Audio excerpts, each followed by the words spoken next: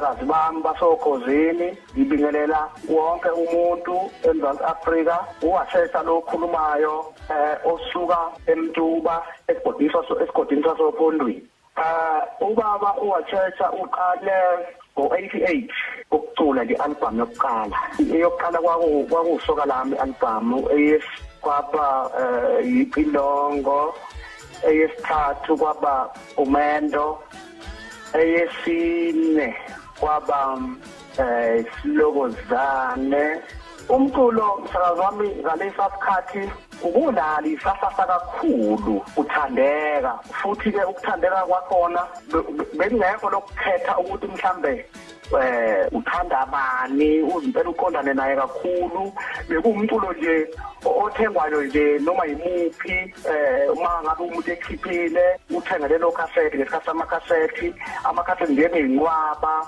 uma uhlezi nje mhlambe endlini noma umuphi uyidlalele nje leyo umuntu loyo uthi mase ubhelile uphinde futhi udlale lo kanjalo umculo ngingasho ngithi kwakumnandi kodwa la ngasesimeni sokuthi ngase emalini kwangekho kahle ukuneliseka ngalesa sikhathi ngoba sasi phansi kwabantu okuthiwa ama-producer uthola ukuthi isikhathi i-producer lena unokucindezeleka uma mhlambe uza nengoma ethile uma uyikhompozele leyo ngoma mhlambe kube nakho ukuthi hayi leli igama leli alikho right ugcina manje usefuna ubuyele emva futhi mhlambe uyoshintsha manje ukuthi uzocula ngayiphi indlela ngoba kudala kwakunakho lokho ukuthi makuvela izinto mhlambe ozocula ngazo ngathi ziyihlazwanyana noma ehlambalazayo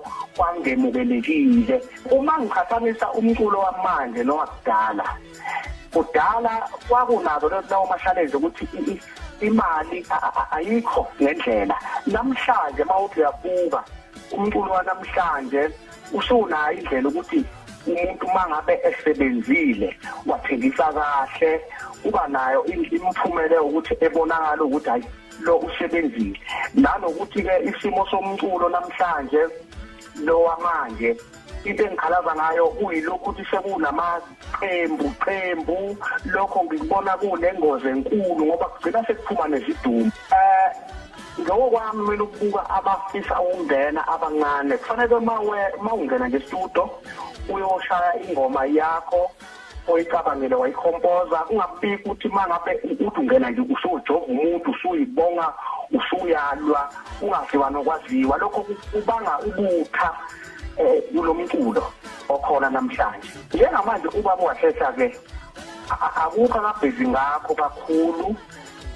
Ikahle kahle nje ubaba wahlehla unesifiso sokuthi njengoba esetholele isigaxa sethuba elingaka lokuthi ngizokhuluma la emsakazweni, ngiyacela ukuthi noma ubani olalela ukuthi uwahlehla njengoba khona nje usaphila akashonile, so unesifiso sokuthi uyafisa ukubuyela estudio eyoshaya ingoma abazoyithanda abantu ngoba namanje ngihleli lapha kanje baningi abantu abafonayo befuna lo wasethe ukuthi hayi akabuyele. Manje ke isimo sanamhlanje sesinzima.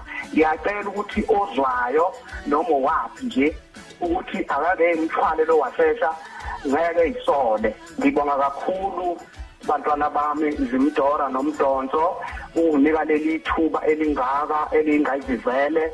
Ngibonga kakhulu ngithi inkosi imbusise. Ngingakhohlwa-ke na ukuthi ngikhale kakhulu emndenini wakangubane ngokulahlekelwa umntwana akade simthanda kakhulu umjikelwa.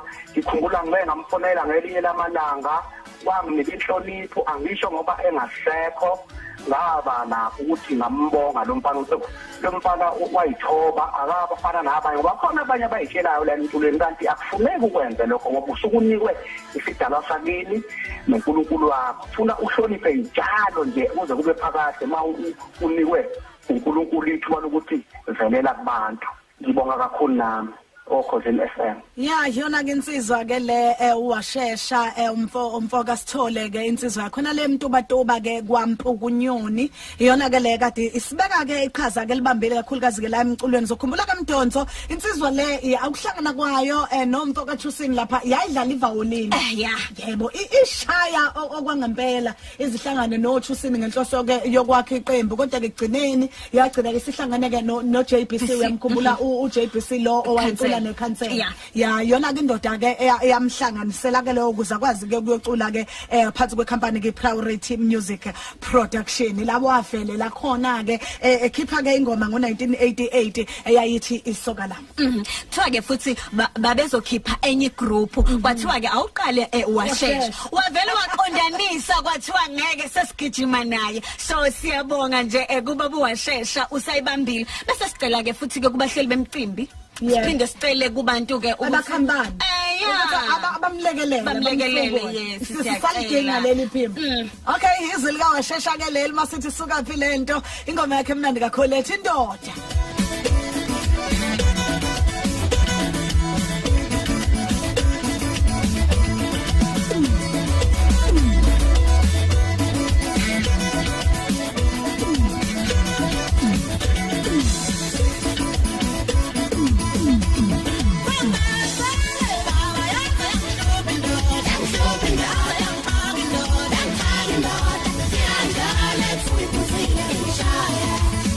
She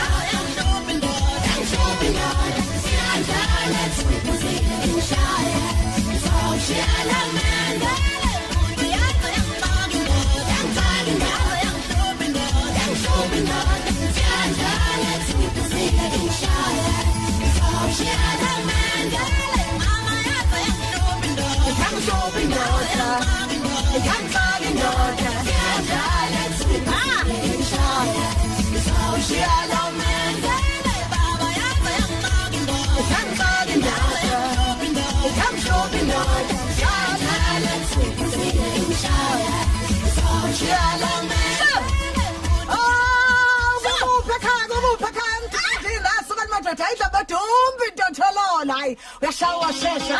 Yashawa shesha insizwa madoda ngikhumbuza ngisemusha. No.